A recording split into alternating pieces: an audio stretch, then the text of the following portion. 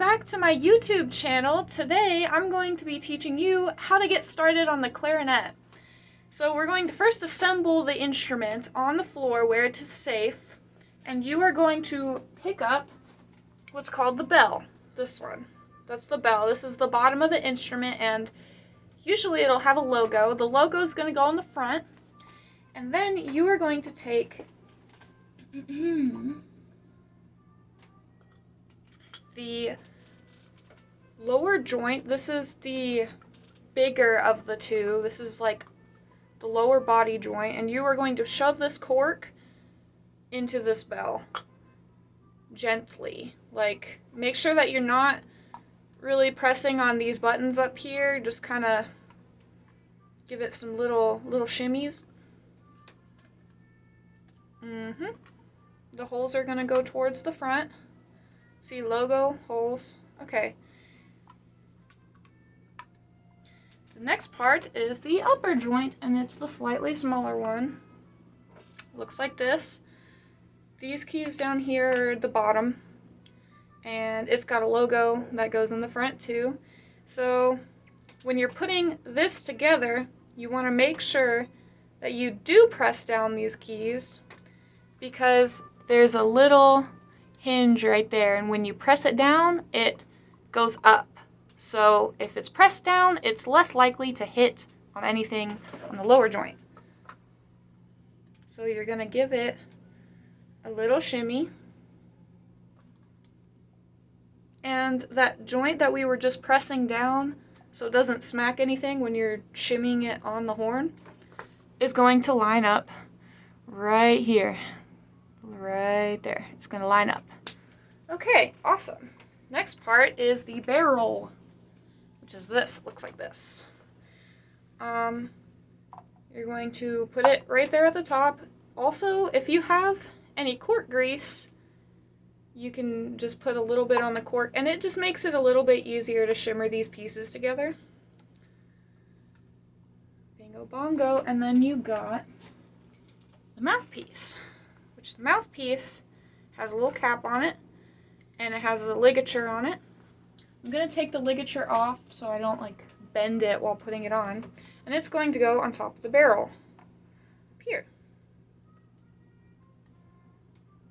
Okay, and you're going to line it up to where you can play it, like logo's going to go on the front, for example. Then you're going to take your reed, which is probably about a size 2. You're going to put it in your mouth so it gets some moisture, just like this. And that's going to take a couple seconds. It's going to soak up your saliva, and then it'll be ready to play. But until then, we're going to put the ligature back on. This. And you're going to make sure that these screws are facing your right side. So on the camera, it'll probably look left, but it's my right. Okay. Then you're going to put the reed on, and with the ligature still on, but just raised up a little bit, you're going to take your reed and you're going to slide it underneath the ligature very carefully so it doesn't get stuck on the ligature and break. And you're going to line it up with the very, very tip of the mouthpiece. Very tip. It should not go over the mouthpiece. If anything, it should be just very, very slightly like a hair line under the mouthpiece. But yeah, and then you're going to tighten the screws. You can use your tiny fingers so that you don't tighten it too much, because these screws can break. Okay, now we have our assembled clarinet. Now to hold it, you have this thing right here. This is for your thumb, so your right thumb is going to kind of hook on that. And then your left thumb is going to go on this hole back here. This is the register key, so it's going to hang around over here. And your fingers, so your 3 fingers on your left hand are just going to cover these holes, and then your pinky is going to float around these keys. These are all the pinky keys. And then on your right hand, you also have 3 holes that you're supposed to cover. 1, 2, 3. And then it gets a bunch of pinky keys too. And then to hold it, you want to, unlike the saxophone, you want to point the instrument kind of down. The saxophone, because it has a neck strap, kind of already has a place where it needs to go that's set, and you don't really need to do anything with that. But for the clarinet, you don't want to play it out. You want to have the bell kind of around your knees, like floating not quite beneath or between your knees, but kind of over it, just by your knees. And then your embouchure, which is the shape of the mouth, is going to go a little bit like this. So what you're going to want to do, you're going to want to cover your bottom teeth with your lip, kind of like when you're putting on chapstick. It's kind of like that sensation. And then the reed is going to lay on your lip. And then your top teeth are going to set gently on the top of the mouthpiece. And then your upper lip is going to go down and a little forward over your top teeth. Okay? And so yeah, that is your embouchure. Now once you actually get to play it,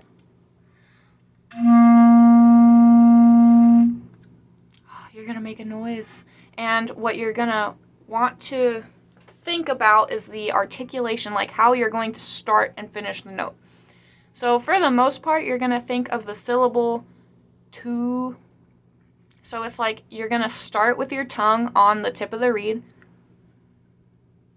just like right on the tip, to, and then you're gonna say to. So you're gonna set your embouchure, you're gonna put your tongue on the reed, and you're gonna to, and you're gonna blow.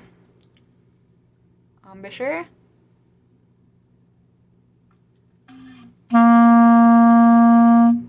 Yes. To. Now, if you experience squeaks, or if you play a note and it sounds really, really high, like that, usually it's 2 things. One is that you might have too much mouthpiece actually in your mouth. So you actually don't need that much of this in your mouth. What you can do to figure out how much of this you actually put in your face, you can kind of measure it out with your finger, and it's like just about the tip of your pinky, is even like a little less than the tip of your pinky. But what you can do is take a little piece of paper,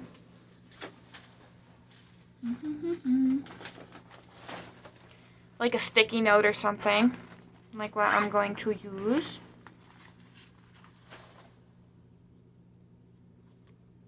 Here we go. You're going to take a piece of paper and you're going to stick it between the reed and the mouthpiece. And so there's a little gap between the top of the reed and the mouthpiece. And about when the gap kind of closes in and the paper stays, that's pretty much as much mouthpiece as you want to stick in, like right to there. So if you have too much of this in your mouth, it is going to squeak and it's going to make an unpleasant noise. But also, you have to watch your fingers, because if your fingers aren't covering these holes completely, it can also squeak.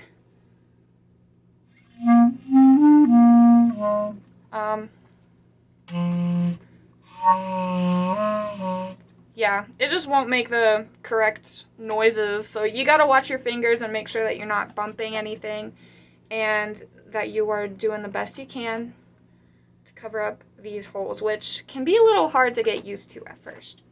Well, thank you and good luck on your clarinet.